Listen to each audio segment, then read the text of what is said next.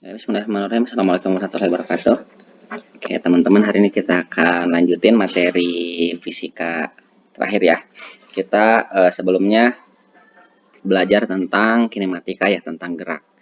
Nah, kemarin kita udah nge-review materi GLB sama GLBB. Di mana di GLB ya hanya bermain-main dengan kecepatan, jarak sama waktu, sementara di GLBB kita udah belajar tentang percepatan. Nah, di materi ini kita akan belajar sebenarnya percepatan itu munculnya dari mana sih nilainya gitu ya. Nah, itu dibahasnya di dinamika. Oke, konsep pertama yang harus teman-teman pahami adalah bahwa percepatan itu muncul akibat adanya resultan gaya. Nah, jadi di dinamika ini akan ngebahas tentang gimana cara mencari nilai resultan gaya. Ya. Jadi sekarang kita lihat dulu teman-teman nih. Ini sedikit dulu review tentang hukum Newton ya. Jadi hukum Newton itu ada 3. Hukum 1, hukum 2, hukum 3 ya. Hukum 1, hukum 2, hukum 3. Nah, oke. Hukum 1 ini tentang kelembaman ya, kelembaman atau inersia. Jadi ini dia ngebahas tentang resultan gaya yang bernilai 0. Artinya gini, jadi kalau misalkan resultan gaya bernilai 0, kata si Newton, maka benda akan mempertahankan keadaannya. Dia bakalan tetap diam atau bergerak dengan kecepatan tetap. Itu sigma F sama dengan 0. Kalau hukum 2, ini ngebahas tentang kalau resultan gayanya tidak sama dengan 0, maka dia akan memberikan percepatan bagi benda gitu ya. Jadi makanya sigma F sama dengan M kali A. Jadi resultan gaya ini dia akan berbanding lurus dengan percepatannya. Sementara hukum 3 itu menyatakan bahwa F aksi sama dengan minus F reaksi gitu. Ya. Jadi artinya kalau kita memberikan gaya ke sebuah benda, sebenarnya benda tuh bisa ngasih kita gaya perlawanan sebenarnya gitu ya. Jadi hukum 3. Nah, sekarang kita lihat dulu di hukum 2-nya nih, teman-teman. Ya, karena ini yang bakal sering masuk itu adalah analisis untuk yang hukum 2. Oke. Sebenarnya bukan hukum 2 sih yang pasti tentang resultan gayanya gitu. Oke, sekarang kita lihat dulu ya. Misal kita punya benda nih. Nah, kita punya benda. Oke, benda ini ditaruh di lantai gitu ya, lantai yang licin. Ya, nantilah lantainya jangan licin deh biar ada analisisnya. Oke. Sekarang nih kita analisis dulu ketika benda diam ya, ketika benda diam di lantai, ini bendanya belum bergerak ya, belum apapun, belum dikenai gaya apapun. Sebenarnya itu sudah ada gaya yang dimiliki benda, namanya berat ya. Jadi benda itu kondisinya tuh dia punya berat. Dari mana berat? Dia tuh kan benda itu kan pasti dia mendapatkan percepatan gravitasi ya. Nah, jadi percepatan gravitasi itu kan arahnya ke bawah ya. Ya kan, arahnya ke pusat bumi gitu.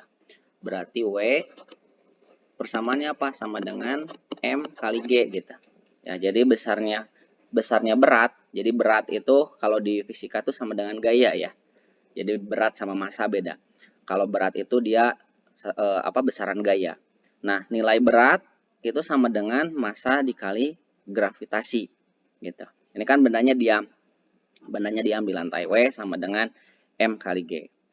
Kemudian selain itu ya, selain itu ada gaya apa lagi nih ketika benda diam di lantai? Nah, ingat karena di sini kan bendanya diam, berarti kan resultan gayanya harus 0. Berarti harus ada gaya yang melawan W dong. Namanya gaya apa? Ada namanya gaya normal di sini gitu ya. Gaya normal itu gaya yang dari permukaan untuk melawan berat benda gitu. Oke.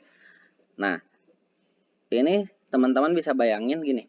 Kalau misalnya kayak kakak punya benda 2 kg, anggaplah taruh di lantai gitu. Ya ibaratnya ya benda istilahnya bendanya bakal diam aja gitu. Tapi misalnya ketika kita berdiri, terus benda tersebut anggaplah ditaruh di atas kertas, benda itu pasti jatuh ya. Nah, pertanyaannya kenapa gitu? Karena simpelnya gini, jadi benda bisa diam itu karena ada perlawanan dari gaya normal gitu. Ya, benda bisa diam di lantai itu karena ada perlawanan gaya normal.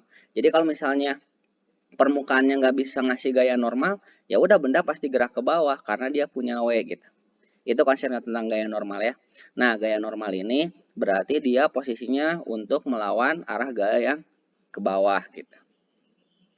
Oke, selanjutnya misal nih, benda ini dikasih gaya.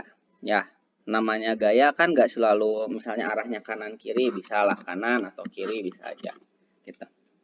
Bisa arahnya kanan kiri, tapi kan kita udah belajar konsep ini ya, konsep vektor.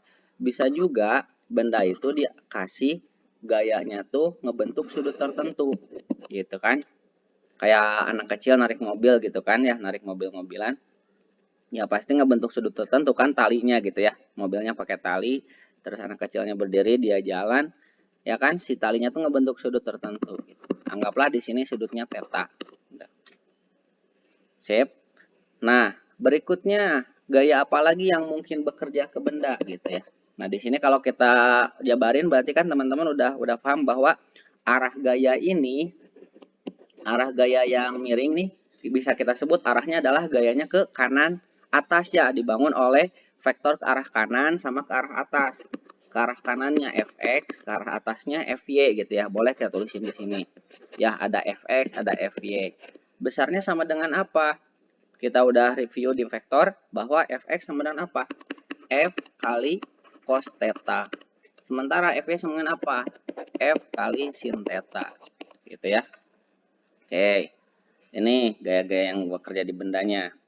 Kemudian selain itu, apalagi kah yang harus diperhatiin? Ada namanya gaya gesek, ya kan? Di sini nih gaya gesek kan berarti dia melawan arah gerak benda ya. Ada F gesek. Nah, F gesek. F gesek sama dengan apa? F gesek sama dengan mu dikali gaya normal. Ya, mu itu adalah koefisien geseknya. Sebenarnya ada dua jenis mu ini, ada mu s sama mu k. Ya, kalau mu s tuh berarti koefisien gesek statik. Nah, itu dipakai untuk menentukan berapa sih minimal gaya yang harus diberikan supaya benda bergerak. Sementara kalau mu k itu dipakai ketika benda sedang bergerak gitu. Jadi biasanya gaya gesek statik itu nilainya lebih besar daripada gaya gesek kinetik gitu. Ya, sampai sini mudah-mudahan bisa dipahami ya. Kayak ini teman-teman, ini analisis ke satu benda ya. Sekarang kita coba dulu sebelum kita tambahin kasusnya gitu ya. Oke, misal kita punya benda nih, ya kita punya benda masanya anggaplah 2 kg. Kemudian ditarik, ya ditarik dengan F sebesar 10 Newton misalnya ya. Gaya benda ini ditarik dengan gaya 10 Newton ngebentuk sudut 37 derajat. Oke. Nah, diketahui gaya gesek, ya ini kita analisisnya lengkap dulu boleh deh. Misalnya ada gaya geseknya, mu s-nya diketahui 0,3, mu k-nya sama dengan 0,2. Oke. Pertanyaannya adalah berapa nilai percepatan benda? Nah, di sini nanti kejaran teman-teman adalah nyari percepatan sama ya gaya-gaya analisis gayanya lah, mungkin ditanya gaya normal, berapa gaya gesek dan lain sebagainya ya. Dan itu pasti harus kita cari gitu. Ya. Oke. Dari sini teman-teman harus analisis dulu gaya-gaya yang bekerja ke benda. Pertama, berarti yang dari F-nya ini kita punya Fx ya. Kemudian ke atas ada Fy. Ya, sama ini kasusnya kayak yang di atas. Terus ada ke arah bawah berarti apa? Ada W, ke arah atas ada gaya normal, ke arah kiri ada gaya gesek ya. Oke. Nih, sekarang misalnya kita mau nyari dulu apakah benda ini bergerak gitu ya. Kita cari dulu nih gaya-gayanya. Lihat, berarti yang F ini kita bongkar, cari Fx-nya. Fx sama dengan F kali cos ya, F kali cos theta. Sama dengan F-nya 10 dikali cos 37. Nah, cos 37 itu berapa? 0,8 ya. 10 kali 0,8 sama dengan 8 Newton gitu. Ya. Oke, kalau Fy sama dengan berapa? Fy sama dengan F kali sin theta. F kali sin theta sama dengan 10 kali sin 37. Ya. 0,6 berarti 10 kali 0,6 ya, berarti 6 Newton. Itu Fy-nya. Kemudian W-nya berapa W-nya? Ini W W sama dengan M kali G. G-nya kalau nggak diketahui, pakai aja nilainya 10 ya. 2 kali 10 sama dengan 20 Newton. Oke, sampai sini mudah-mudahan bisa difahami ya teman-teman ya. Jadi W-nya, nah ini adalah nilai-nilai yang udah dikasih di soal gitu. Nah sekarang baru kita mulai analisis. Pertama, kita harus nyari dulu nilai gaya normal. Ya, nilai gaya normalnya gimana? Oke, kita lihat. Nih, di sini arah gaya ke atas ada siapa aja? Ada N sama FY, ya kan? Arah gaya ke bawah sama dengan ada siapa? Ada W gitu ya. Nah, sekarang berarti kita analisis dulu sigma F yang menuju atas sama bawah gitu. Nah, resultannya harus gimana? Harus 0 kan? Ya, karena benda ceritanya bendanya kan di lantai nih, dasar lantai, berarti resultan ya sebenarnya nggak harus 0 sih, karena di sini yang penting kita harus nyari berapa sih resultan gayanya, intinya gitu ya. Nah, kita lihat yang arah atas apa? N tambah FY kan? Ya, N tambah FY dikurangi W harus sama dengan 0 gitu. Ya kan, karena ini yang ini jadi plus karena arahnya barengan gitu, samaan yang N sama F-nya gitu. Sementara W-nya arahnya ke bawah. Kain dari mana ya? Dari total gayanya harus 0 kan tadi. Sigma F sama dengan 0. Sigma F ini F arah atas gitu ya, sigma F arah atas gitu. Sigma F atas bawah. N tambah F-nya, N-nya belum kita tahu, ini yang kita cari. Ditambah F-nya udah ada 6. Dikurangi W-nya berapa? W-nya 20. Sama dengan 0. Berarti ini N sama dengan 14 gitu ya. Oh, berarti kita udah dapat nih N-nya 14 Newton. Ya. Nah, selanjutnya kita lihat.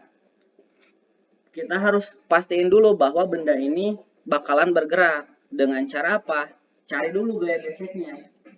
Cari dulu F gesek, tapi pakai yang statis. Ya. Hitung. Berarti rumusnya apa F gesek? Mu. Ini kita nyari gaya gesek statis dulu ya. Mu S dikali gaya normal. Mu S-nya berapa? 0,3 dikali gaya normalnya berapa tadi kita dapat? 14. Sama dengan berapa? 0,3 kali 14. Oh, 4,2 gitu. 4,2 Newton. Nah, sekarang kita lihat.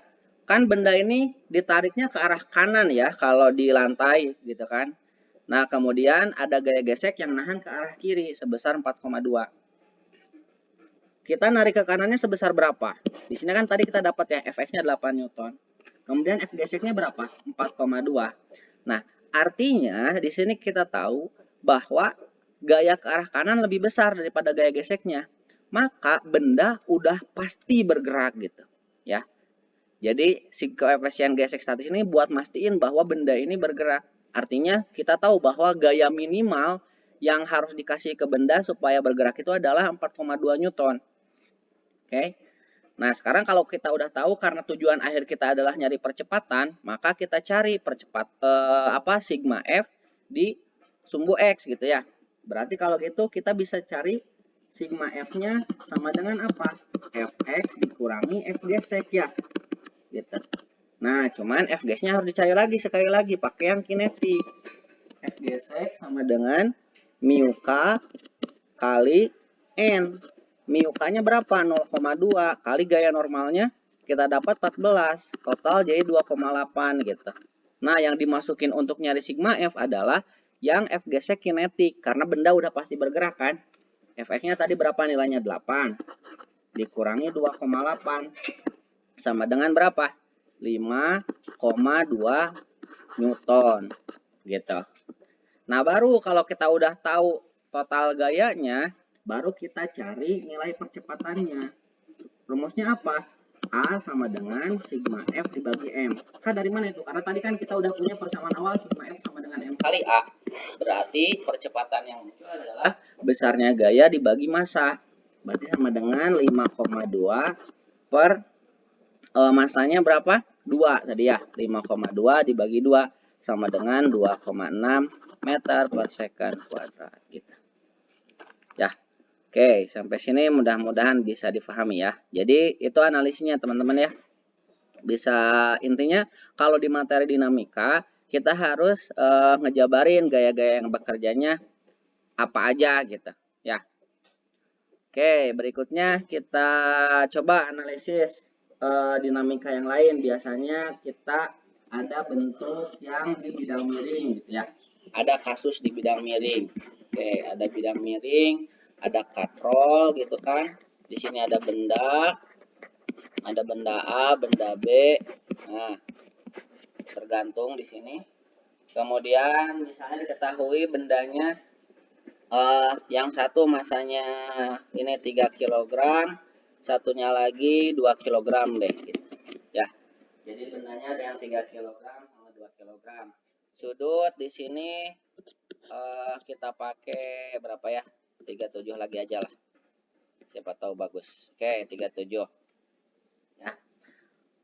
Nah, pertanyaannya adalah sama, pada akhirnya kita disuruh nyari percepatan. Ya ini yang bisa dicari adalah percepatan atau mungkin di sini ada tegangan tali, bisa ya, tegangan tali dan lain sebagainya gitu. Ada banyak, intinya ini adalah hal-hal yang harus kita cari gitu. Oke, sekarang kita gambarin Kak kalau bendanya tersambung kayak gini gimana gitu. Oke, tapi sebelum ke sini kita lihat dulu yang sederhananya dulu deh. Sebelum ke yang ini ya. Ini biar teman-teman tahu dulu konsep tegangan tali sebelum ke yang miring. Jadi misalnya kita punya benda nih. Punya benda disambung tali. Nih ada benda disambung tali. Nah konsepnya mah sama gitu ya. Ini cuman kasih yang sederhananya dulu. Ini yang satu masanya 2 kilo. Yang satu masanya 3 kilogram. Anggaplah ditarik dengan gaya 10 Newton ke kanan gitu. Ya, ini kita buat mahamin tegangan tali aja dulu. Ditarik dengan gaya 10 Newton ke kanan. Pertanyaannya berapakah percepatannya? Jadi kalau kondisinya tersambung tali, kan ibaratnya ketika benda yang 3 kg gerak, yang 2 kg juga pasti gerak. Maka besar percepatan yang muncul adalah ya sigma F dibagi M gitu. Ini ceritanya di licin ya, jadi nggak ada gaya gesek. Biar cepat nih buat contohnya. Percepatannya berarti sama dengan 10 dibagi masanya totalin aja 2 tambah 3 berapa? 5. Oh berarti 10 per 5 sama dengan 2 meter per second kuadrat ke arah kanan kan? Ya. Nah, ini percepatannya kita udah dapat. Nah, bisa juga ditanyain tegangan talinya. Ya, tegangan tali. Nah, tegangan tali di sini posisinya sama gitu. Jadi teman-teman bisa analisisnya dari benda yang kiri atau benda yang kanan. Gimana cara nyarinya? Nah, karena kita udah tahu bahwa A-nya itu sama dengan 2 meter per second kuadrat, ya arah ke kanan.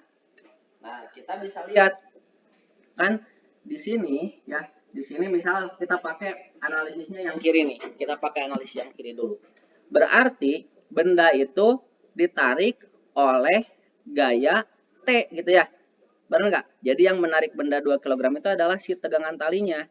Nah, berapa nilainya? Berarti T ya, T harus sama dengan M kali A kalau di sini kan. Tuh. Ya, masanya berapa? 2 kali 2 berarti 4 Newton. Atau boleh juga kita ambil analisisnya ke sini gitu ya.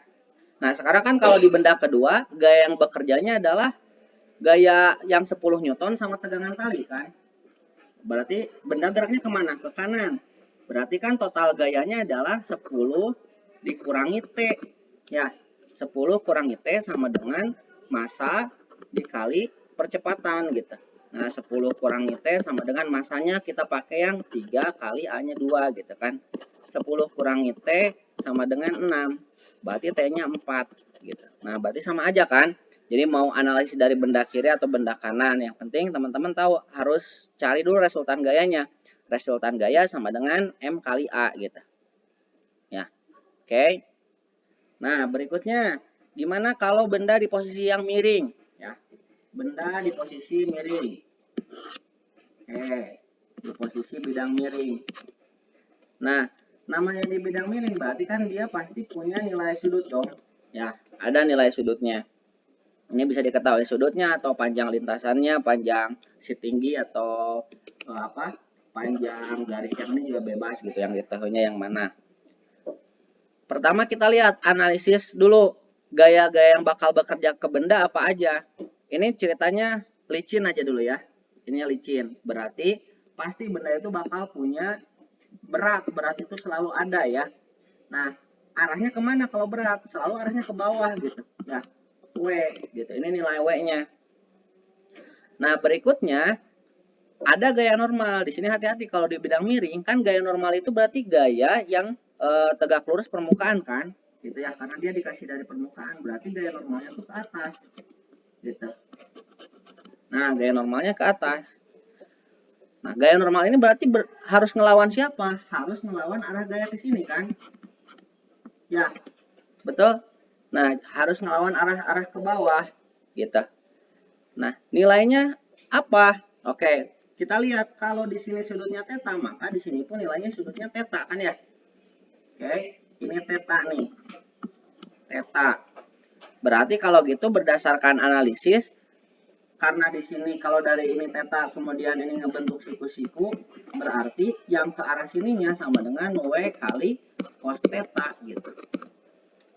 Ya, yang arah ke bawah berarti ada gaya arah ke bawah kan, W kali sin theta. Ibaratnya kan logikanya kalau benda ditaruh di benda miring ya, di lantai yang miring kemudian dia dilepaskan, lantainya licin kan dia pasti gerak ke arah bawah. Nah, besarnya gayanya itu adalah W kali sin theta gitu. Jadi kalau di bidang miring kita nggak ngasih gaya pun ketika kondisinya licin ya pasti meluncur gitu.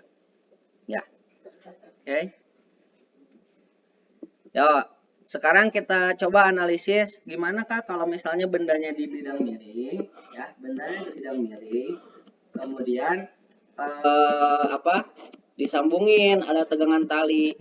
Nah, analisisnya sebenarnya gabungin aja. Jadi tadi kita punya ini masanya 2 kg, yang satu lagi masanya 3 kg, sudutnya 37, ya, sudutnya 37 derajat. Oke, kita analisis dulu bendanya. Nah, berdasarkan analisis posisi benda di bidang miring tadi, berarti yang karena apa? Karena ceritanya bidang miringnya licin. Kalau licin ya kita udah nggak usah nyari gaya normal karena Gaya normal kan dipakai buat nyari gaya gesek gitu. Kecuali emang ditanyain gaya normalnya. Kalau nggak ditanyain mah ya udah kita langsung aja gaya yang bekerjanya apa aja. Berarti kan di sini ada gaya ke arah sini nih, ya ke arah bawah. Besarnya apa? W kali sin theta. Nah, W-nya apa? W-nya adalah 2 kali 10. Oh, berarti yang arah sini F1 lah kita sebut. W-nya adalah 2 kali 10 kali sin 37. Berapa sin 37? 0,6. Ya, 2 kali 10, 20. Kali 0,6, 12 newton. Berarti kan? Nah, satunya 12 newton. Terus ini kok ini kan W dilambangnya F, gak masalah. Pokoknya teman-teman di sini kita masalah pelambangan itu gimana teman-teman aja gitu. Di sini mau dilambangin F2 pun gak masalah. Yang penting kita tahu bahwa itu sumber gayanya dari berat gitu kan. Ini F2 lah ya, boleh gak masalah. F2 sama dengan apa? M kali G kan. Berarti 3 kali 10 ya, 30 newton. Nah, kalau udah kayak gini, kita boleh banget ngemisalin bahwa bendanya tuh kayak ditarik aja nih di bidang datar, ditarik gitu. Ya, ke arah kanan sebesar 30 newton, ke arah kiri sebesar 12 newton. Jadi boleh, ini nggak masalah gitu ya.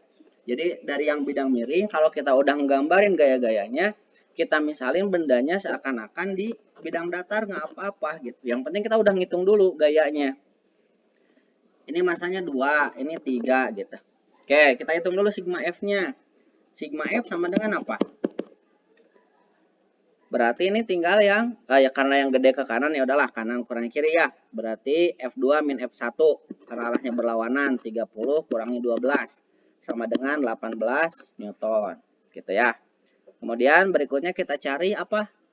Percepatannya kalau udah ada sigma F. Percepatan sama dengan kita bisa cari berarti sigma F dibagi M ya, 18 dibagi 5. Ya, 18 bagi 5 berapa?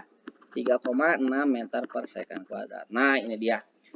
Jadi nanti teman-teman bisa aja kalau udah dapat percepatannya, kita disambungin ke kinematika juga bisa banget gitu ya. Ceritanya benda pada awalnya memiliki kecepatan 5 meter per second, dikenai gaya seperti ini selama 2 detik misalnya atau 3 detik. Maka berapakah kecepatan akhirnya? Ini bisa banget. Atau berapa jarak yang ditempuh selama proses pergerakan, bisa gitu. Ini bisa disambungkan ke kinematika setelah kita mendapatkan nilai A gitu kan. Ini bisa divariasiin lagi gitu soalnya. Yang penting teman-teman tahu dulu gimana cara nyari percepatan. Nah, berikutnya, misal kita ditanya berapa nilai tegangan tali. Nah, tegangan tali analisisnya bisa dari benda yang kiri atau benda yang kanan. Tadi kita udah buktiin bahwa sama aja gitu ya, mau dari yang manapun. Yang penting kita harus tahu arah gerak bendanya kan ke kanan ya. Misal kita pakai analisisnya yang kiri, arah gerak benda ke kanan berarti searah dengan T. Percepatannya berapa tadi? 3,6 ya. Nah, berarti kalau gitu karena arah gerak benda searah T berarti yang positif si T-nya dong ya. T kurangi 12 harus sama dengan masanya 2 kali 3,6 gitu. Berarti T sama dengan 2 kali 3,6, 7,2 tambah 12 sama dengan 19,2 Newton. Gitu. Oke, tuh dapat kan 19,2. Buktiin aja di yang satu lagi nih, kita coba aja karena mudah ya. Berarti ini tinggal 30 kurangi T sama dengan M dikali A berarti ya. M-nya 3 dikali 3,6 gitu. Berarti 30 min T sama dengan 10,8 gitu ya. Berarti T sama dengan 19,2 Newton. Nah, sama aja kan. Mau dari kanan, mau dari kiri, bebas gitu ya. Ini juga berlaku juga teman-teman kalau misalnya talinya ada 3 ya. Intinya teman-teman cari dulu resultan gayanya, cari dulu percepatannya. Udah gitu analisis aja, terserah bendanya mau dari yang manapun. Gitu ya. Oke, kalau gitu untuk materi dinamika kita cuma sekian ya. Nanti untuk pembahasan soalnya teman-teman cobain dari dari apa? Kumpulan latihan soal yang Kakak kasih. Nanti kita bahas di Zoom ya.